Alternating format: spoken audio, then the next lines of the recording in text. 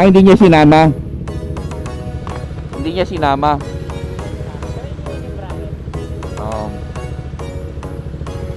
Pero pagka gusto mo lang naman, pagbibiyahe ka lang naman eh.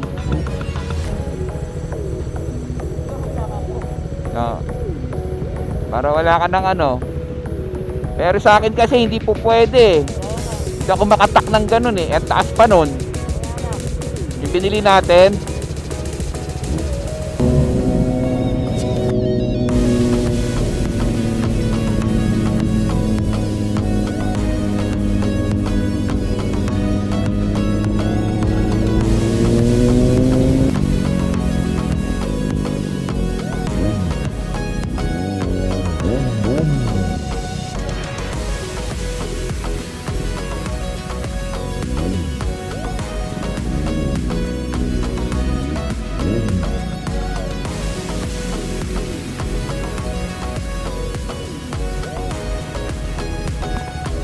Wala pa siguro. Ay tayo po forma. Jollibee.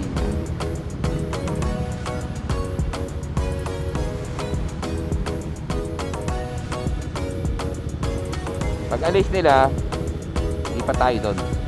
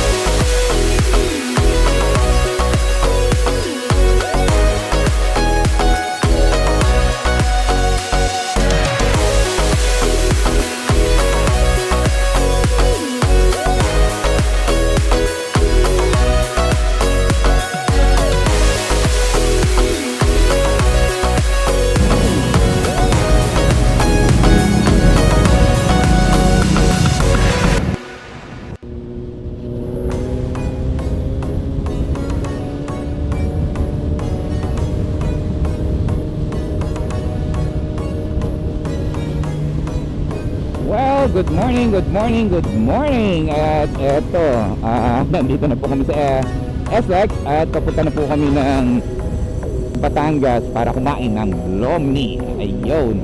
So, yung nasa kanan, yan po si TJ. Yung nasa kaliwa naman po, may dalang Ninja 1000 SX. Ayan po si Sir Todo Motive. And of course, shout out sir. Ayan. At medyo okay naman ang biyahe at hindi naman siya ganun ka-traffic. Today is Sunday, pero hindi natin alam sa gawin doon kung hindi talaga traffic. Usual naman pagka nandun yan sa may bandang Petron. Yan. Pero yan, medyo nagkakaroon na ng konting build up, pero still running 66 km/h. Kaya medyo okay pa rin. So chill ride lang muna tayo para nang sa ganun ay ma-enjoy natin ang ride.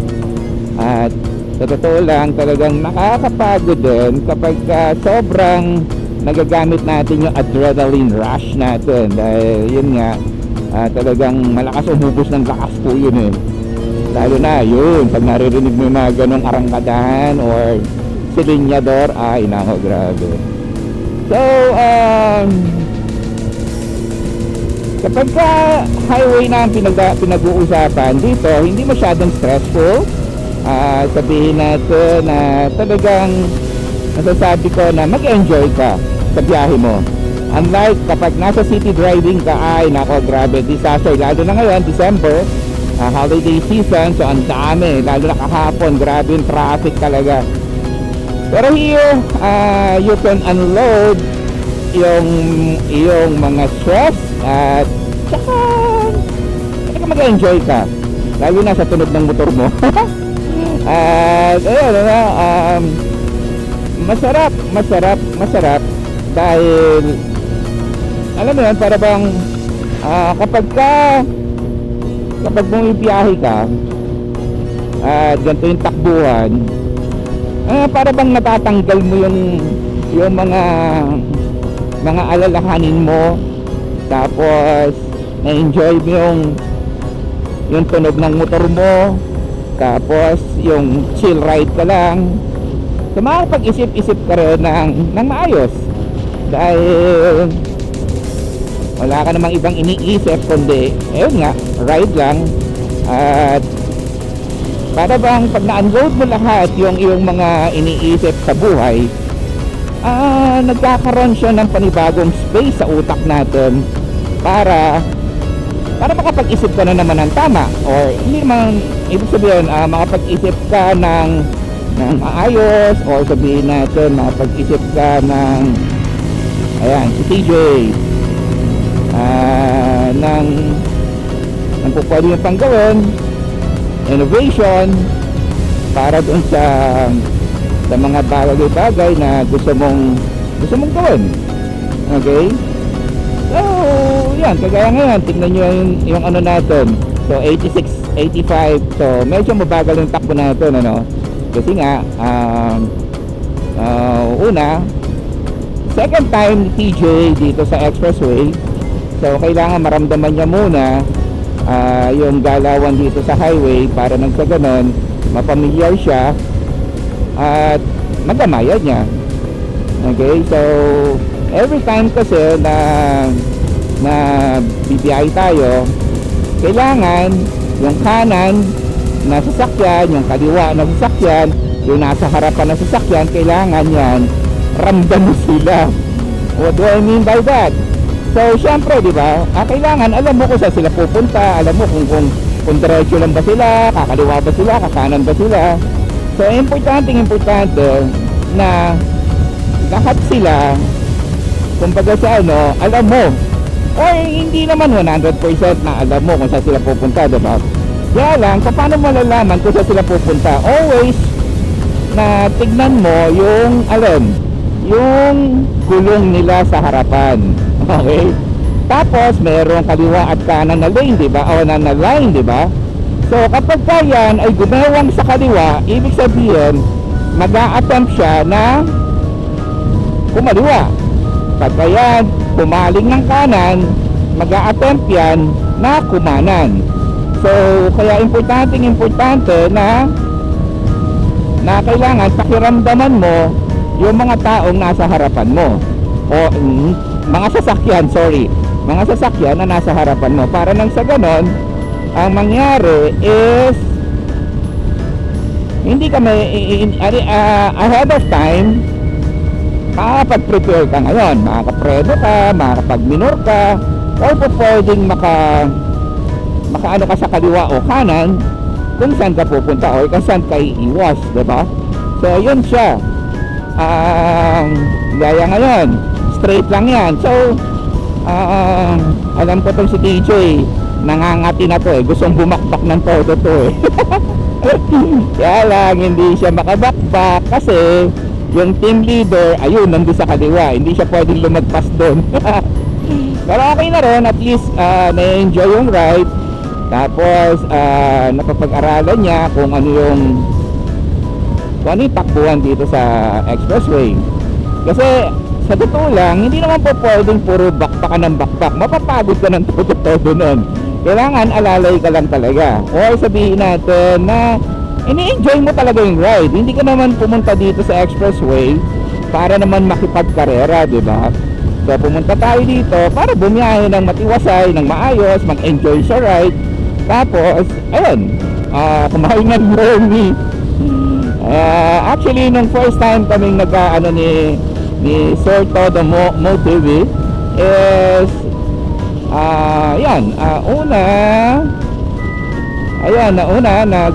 nag-coffee muna kami. Tama ba? Wala na, may senior moment na. Ayan, so wow, Lexus, guwapo naman. So ayan, so ibig sabihin, kumbaga siya,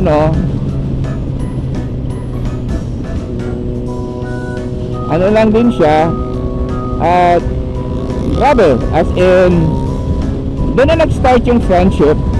siya kasi yung siya kasi yung yung isa sa mga um, influencer na nakapagbuo ng desisyon ko na talagang Ninja 1000 SX na ang kukunin ko. Why? Kasi ayun nga, nakita ko yung saya niya sa mukha, pero yung saya niya nga ewan ka, sir, tignan mo mabuti, panoorin mo yung yung video mo na which is parang parang sold out siya, pero hindi, ewan ko kung ganun lang talaga ni Sir Todo Mode TV, pero ano mo yan, para bang hindi siya nakangiti, pero ramdam mo yung saya niya. Okay, so yun siya. Ayan, magmula nun, sabi ko, hindi ko nga inabot dahil naka-promo nun, tapos biglang nag-regular price. Ayun, so sorry na lang ako, di ba? Ang experience ng grabe, as in talagang hindi ko pa naikwento ito before, pero I don't know kung siguro habang bumibiyahe tayo ay natin, kung magbibigyan natin ng oras para mapagkwentuhan yung first night experience ko, kasi gabi ko nilabas to si Hagibis. DJ, bitin na bitin ka, no? Maganda yan, damahin mo muna.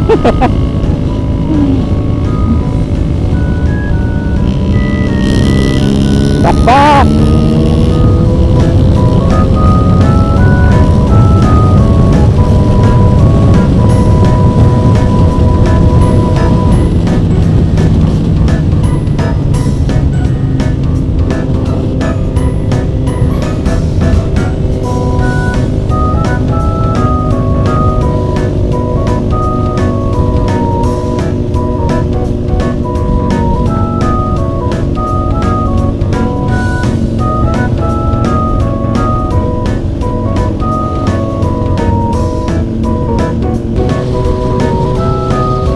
Ganda ng sunrise, oh.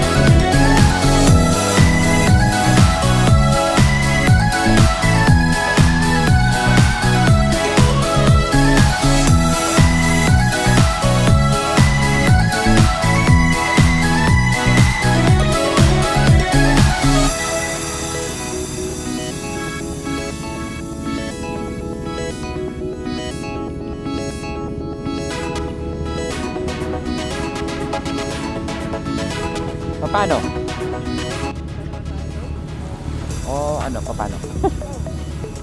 may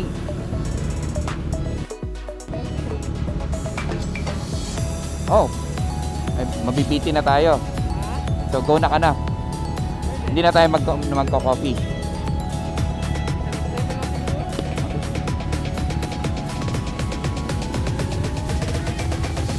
Yan mo na lang siguro sa akin yung ano mo, address mo.